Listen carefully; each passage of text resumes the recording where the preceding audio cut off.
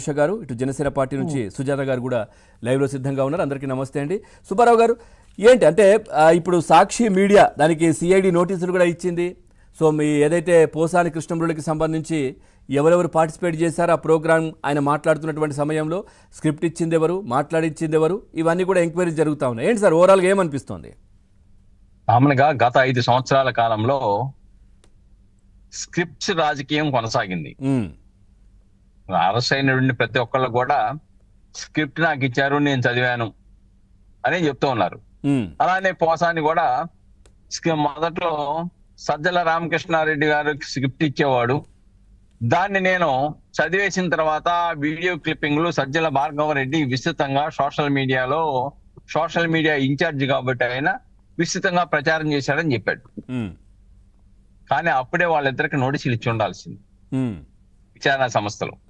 ఏంటి ఇలా చెప్పాడు, మీరు దీంట్లో మీ పాత్ర ఏంటి, మీరు ఏమి ఇచ్చారు ఏంటి అని అడిగి ఉండాల్సింది. అవును. కానీ తదుపరి మరలా సాక్షి పేపర్ నుంచి మాకు ఈ స్క్రిప్ట్ మాకు అందేది కాబట్టి అది నేను చదివే వాళ్ళనే, వాళ్ళు వీడియో తీసేవాళ్ళు, దాన్ని ప్రచారం చేసేవాళ్ళు అని చెప్పారు. ఈ రోజున భారతి రెడ్డి గారికి డైరెక్ట్ గా నోటీసులు ఇవ్వాల్సిన పరిస్థితి. ఎందుకంటే అధిపతి వాళ్లే కాబట్టి ఆ రోజున ఎవరు ఈయన ఇలా చెప్పాడు కాబట్టి ఈయనకి ఎవరు స్క్రిప్ట్ ఇచ్చారు, ఎవరు పత్రికల్లో రాశారు, ఎవరు వీడియోలు తీసేసి సోషల్ మీడియాలో పెట్టారు, ఎవరు సాక్షి టీవీలో వీడియో తీశారు, ఇవన్నీ కూడా సమాచారం ఇప్పుడు నోటీసు ద్వారా సిఐడి తీసుకోవాల్సిన అవసరం ఉంది. ఎందుకంటే స్క్రిప్ట్ రాసి చదవమంటాం కూడా ఈ నేరంలో భాగమే. అది వ్యవస్థీకృత నేరంలో భాగంగా మనం భావించాలి. అంటే వ్యవస్థీకృత నేరాలు, ఆర్గనైజ్డ్ క్రైమ్స్ ఏదైతే చేస్తారో దానిలో భాగంగానే ఆ డెఫినేషన్ పరిధిలోకి వస్తుంది. కాబట్టి ఇప్పుడు పాపం పోసాని గారు ఎంత చెప్పినా నాకు ఆస్తులు లేవన్నా ఇప్పుడు అదే ఆయనకి తలగొచ్చుకుంటుంది. ఇప్పుడు ఆస్తులు లేనప్పుడు ఆదాయానికి మించి ఆస్తులు ఎలాగొచ్చినాయి, ఎక్కడ కిక్ ప్రోకో జరిగింది, ఎవరిచ్చారు ఈ డబ్బు, దాని మీద ఈడీయో లేకుంటే ఏసీబీయో ఎంటర్ అయింది అనుకోండి, ఆయన మళ్ళా తిప్పలు తప్పవు, కొత్త తిప్పలు మొదలవుతాయి. కాబట్టి ఇక్కడ చేతులు సొమ్ము మారిన మాట వాస్తవం. ఏ లబ్ధి లేకుండా ప్రతిపక్ష పార్టీ నాయకుల్ని వాళ్ళ వ్యక్తిత్వ హననానికి పాల్పడటము, లేకుంటే వాళ్ళ కుటుంబంలో ఉన్న మహిళల యొక్క శీలాలను సిగ్గించడము, వాళ్ళని కించపరిచే విధంగా మాట్లాడటము, అవమానపడే విధంగా మాట్లాడటం అనేది ఎవరు సాహసం చేయరు. ఏ లబ్ధి లేకుండా, లబ్ధి లేదు అని చెప్పినా నమ్మే పరిస్థితిలో లేరు, ఎవరు నమ్మరు కూడా.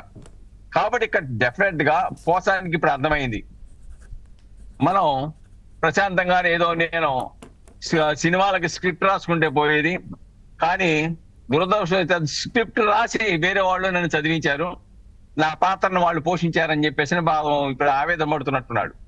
ఆవేదన పడిన చట్టం తన పని తాను చేసుకుపోద్ది. చట్ట ప్రకారం నువ్వు అతను చేసినటువంటి వీడియోలు కానీ, అతను చేసినటువంటి వ్యక్తిత్వ హననం కానీ, కుటుంబాలను అవమానపరిచే విధంగా కానీ, చిన్నపిల్లలను సైతం అవమానపడే విధంగా మాట్లాడటం కానీ, ఆడబిడ్డలని, ఇవన్నీ కూడా సభ్య సమాజం ఆయన ఎన్ని క్షమాపణలు చెప్పినా సహించే పరిస్థితి అయితే ఉత్పన్నం అవుద్దని అనుకోను. అవును. కానీ నిన్న ఎప్పుడో ఒక సినీ యాక్టర్ శివాజీ ఎవరు అన్నాడు, ఏదో ఆయనలో కొద్దిగా మార్పు వచ్చింది, ప్రభుత్వం ఆయన పట్ల కనికరం చూపించండి, ఇవి ఇచ్చాడు.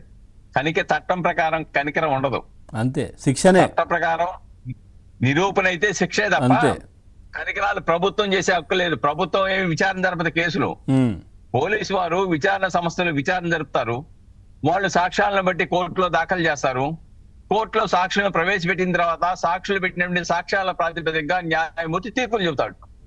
దీంట్లో ప్రభుత్వ పాత్ర ఏముండదు. కాబట్టి ఇక్కడ ఎక్కడంటే ఆయన మీద అనేకమైన కేసులు నమోదైనవి, అనేక పర్యాయాలు ఆయన మీడియా ముందు